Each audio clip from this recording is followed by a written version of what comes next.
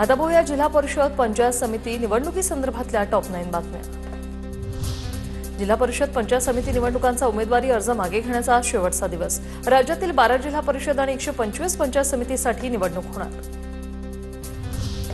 जिल्हा परिषद निवडणुकीसाठी मुख्यमंत्री फडणवीस मैदानात उतरणार। मुख्यमंत्री 12 जिल्हा परिषद निवडणुकांसाठी 28 जानेवारी ते 3 फेब्रुवारीपर्यंत प्रचार सभा घेणार। 28 तारखेला रत्नागिरी, सिंधुदुर्ग आणि रायगडमध्ये सभा घेणार।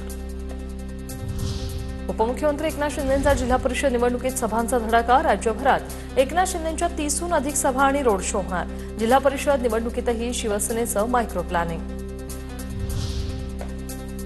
नगर परिषद निवडणुकीप्रमाणे झडपी निवडणुकीतही शिंदेंचा मंत्र्यांना फोन करण्याचा फॉर्म्युला सुरू। महाबळेश्वरच्या तळदेव गावात पार पडलेल्या प्रचार सभेत उपमुख्यमंत्री शिंदेंनी सामंतांना फोन लावला।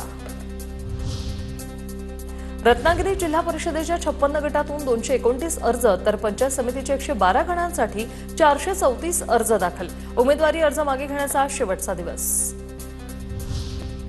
कराडमध्ये भाजपचे बंडखोर अपक्ष उमेदवार विद्या रामकृष्ण वेताळ, अमित पाटील यांच्याकडून प्रचार सुरू।